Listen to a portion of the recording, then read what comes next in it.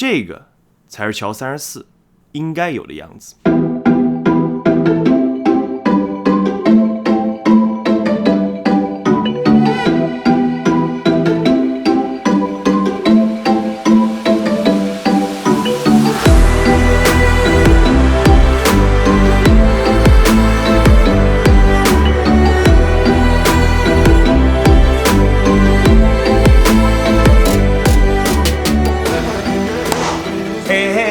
我是你们的小黑黑。那今天这期节目开始之前呢，我朋友给了我一杯神水啊。听说喝了这个神水之后可以流利的说英文，所以我们现在就来试一下。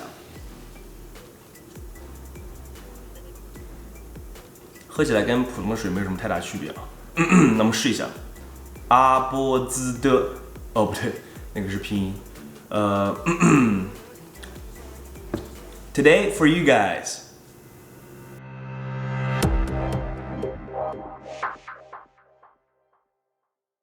I'm gonna do a special episode on my take of the Air Jordan 34 versus the updated Jordan 34 SE. See what I did there? So sit back and enjoy this piece of raw meat. Of course, don't worry, 我在下方打出中文字幕，让你们吃饭。So not only do we grasp the key aspects of the newest shoe from Jordan's signature model, but we practice our English as well. A stone for two birds. How good is that? So smash that like button and don't forget to subscribe, cause you know my vid is nothing but awesome. And let's roll! So I had this Jordan 34 for a good 2 months now, and I saw the updated Jordan 34 SE, so I decided to see how much of a difference does the SE model make, and does it worth the $180 price tag? Cause for the OG 34, they're not worthy of my hard-earned $180 for sure. But the SE model, they look promising. FYI, if you still don't know what the SE stands for, it means special edition. Basically means they're the same model, but they made improvements on it. And why does this SE model exist in the first place? Please, allow me to give you a little background. You know Nike and Jordan brand, they're the same company, and they release their signature line of shoes on a yearly basis, which means all their research, design, development, and production have to be done within about 9 months. But you just said a year. Yes, absolutely did. But all the staff members, they're human, just like you. So you need days off to rest, and they get sick too. We're not robots. Aside from that, shipping takes time too. We're not talking about shipping one pair of shoes in a box. They produce millions of pairs, so they need cargoes. Once they put many cargoes on the ship is loaded. It travels from China, Vietnam, etc. to Memphis, United States, Nike's logistics center. Then you guys order online, and they ship to you individually. Of course, they ship a good amount of shoes to other authorized retailers as well, like Foot Locker, Finish Line, but we're not getting to that. A lot of things could go wrong if they have to catch up with this tight schedule. For instance, the shoe's design is flawed, but spend a lot of time already, so they can't afford to hit the reset button, or the shoe is not tested thoroughly, so the quality of the shoe is a question mark. The worst part is, they know, but they don't tell you. They just put out fancy advertisements and you stare at the screen and say, shut up and take my money. Once you got the shoe, you put them on and take them for a test drive. You don't feel as awesome as the ad indicated. You're confused. You start questioning your own foot, and you don't believe it. You give the shoe a couple more tries till you roll your ankle. That's where you go ruthless and say, this is a lie. The shoe is trash. I want my money back. As an angry customer, you got this fearless warrior mindset like you just discovered something to save the world and nothing can stop you now. And you say, they need to know. So you go to the website and write 1-star honest review for the other customers, but your review is not there. Why? Because webmaster saw your review and got it censored. Can't just let you jeopardize their paycheck. So the shoes still sell. Joke aside, the good part is, thanks to guys like you, as the bad reviews and feedback accumulate, the overwhelming webmaster starts to realize you're not wrong. In the fear of losing the job, he/she forwards them to the design team, and they start to make improvements on the shoe. That's where the SE Special Edition comes in. Even though you will never get acknowledged, you know you're a true hero underneath, and you say, enough said. Alright, I know I digressed, but you learned something new. That's what I like. Let's go back to the shoe. I got them both 34s in this black and white panda colorway. In case if you're still wondering about the box, it's the same all black box, still feels chunky and heavy. 先说说前面哦，不对。First impression for the upper, straight away. Only by the look and touch, I love the 34 SE already. I'm a fan of premium materials like leather, wood, glass, metal. And the SE just feels luxe. Look at the string of embossed tumble leather, man-made nubuck at the toe box, and the suede with the silver Jordan logo on top. And you say, who is this?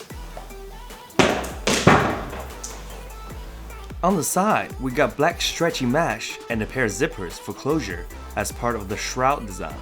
At the heel, I can't take my eyes off this tumble leather panel with some red contrasting stitched nubucks surrounded. A suede pull tab is here for your convenience, and a stitched on, upside down Air Jordan panel in the memorable AJ4 font. The SE feels a little hefty in hand due to the shroud and premium materials used. On the other hand, the OG model is all about lightweight and aerodynamic. The upper is made of this see-through mesh and textiles. The reinforced small red panel on the medial side give the shoe some flair.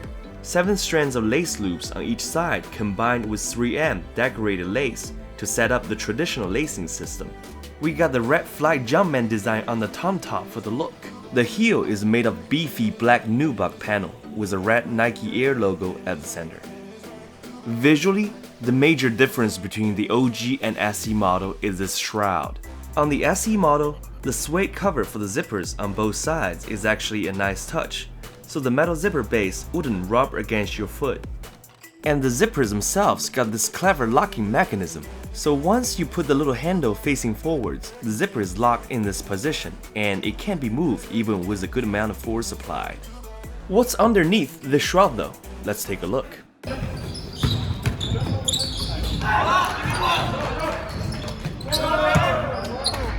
Run clip. Upon unzip the zippers on both sides, we got this almost a triangle shaped flap. On the flip side, at the top, we got the red flag letter imprint. From that to the bottom, we have a mixture of printed Jordan, Nike, 23, and Nike Air logo filled up the whole canvas. At least you're on the inside, cause I'm not a fan of plastering everything in such a small space. What about everything else? Just by glance, nothing really seems changed. Till I give it a closer look, I found some subtle yet useful changes. Let me point them out for you. Firstly, the lace loops seem reinforced. All the lining strands are thicker. I use the word seem because that's only my speculation, not a guarantee. So I think the chance of seeing snapped lace loops will be much lower. Secondly, they beefed up the padding on the tongue. Who doesn't like a plush feeling, 鞋舌? Thirdly, the tongue on the OG is attached to the side panel of the shoe. However, on the SE model, the tongue can roam free. Fourthly, the 2 straps at the top of the lace loops on the OG are removed. I never use the straps or the bunny ears, which you may call them, and I have no idea why they existed, and they don't help with anything either. After finishing checking the upper, now we switch to the inside of the shoe, and we can see some changes right away. The tag has changed from glue to the inside of the shoe to a loose flag on the tongue. I'll disagree with anyone who says this is an improvement. And due to a structural change, they added 2 cushion pillows for additional support and comfort at the ankle. The Beasley gumball, padded collar stays the same, which is good. Lastly, at the bottom on the red insole, the OG model has the Jordan logo, while the SE model has Jordan's signature inscribed. And that's it. That's all the differences I spotted. Leave me a comment if you guys find anything I overlooked. In a nutshell, we would all appreciate most of the helpful changes on the SE model. Moving on to the midsole is where things get interesting. The 2 shoes are identical other than some color differences. From the toe, both the OG and SE equipped with the same blackened see-through TPU plate with the red Jumpman logo near the toe, which provides lateral stability. Along the side, we have all-white Phylon midsole running full length on both kicks, although at the rear, the OG opts to color the foam in black for some visual differences. Starting from the mid part of the sole, we have our star of the show, which is a hollow TPU plate molded to the arch of your footbed, and Jordan brand calls it Eclipse plate.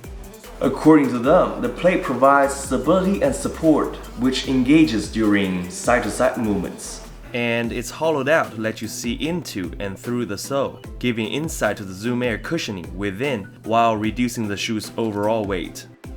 And yes, you can see the exposed zoom air back and press it if you have tiny fingers like Donald Trump. The Eclipse plate is actually made of two plastic panels combined together left and right for the hollow look. Aside from the color difference, the SE also has better craftsmanship, as on the right shoe of the OG model, the two TPU Eclipse plates are not assembled evenly. I feel like other than the hollowed fancy look, this is just a gimmick they came up as a selling point they call innovation. We will definitely check it out in our next performance review. For the cushion setup, we got a big 4-foot zoom air and the hexagon large volume zoom air unit in the heel to give you that actual bounce. Last but not least, we have this multi-directional herringbone outsole traction that's ready for you to step on the court and play. And the wraparound sides, toe, and heel will give you better movement transition no matter which direction you're going. The SE model features a translucent bottom, while the OG model sticks to solid white rubber. The red curvature outlines the size of the 4-foot zoom air unit. And along the center vertical line, we have multiple different sizes of rounded cutouts with hologram stickers inserts on the inside and Jordan logo, zoom letters on the outside. At the heel, we have the subtle print of the J4-34 2.89-19 on the outsole, representing the 30th anniversary of the release of Air Jordan 4 in 1989 All-Star Game. Alright, and that's a wrap for the first look of the SE and the comparison of the two models. By the way, I almost forgot.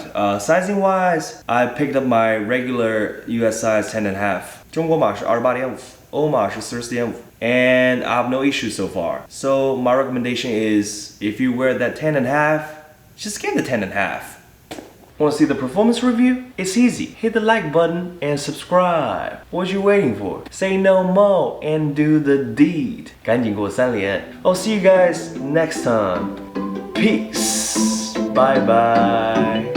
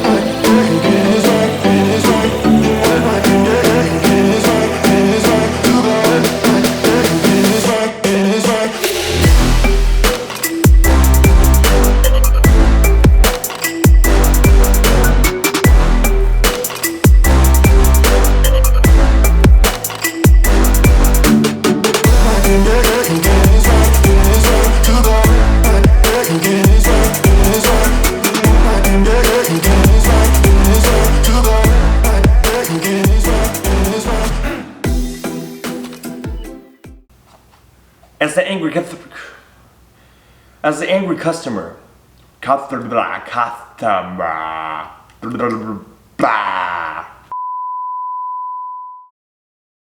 Lifestyle Decode!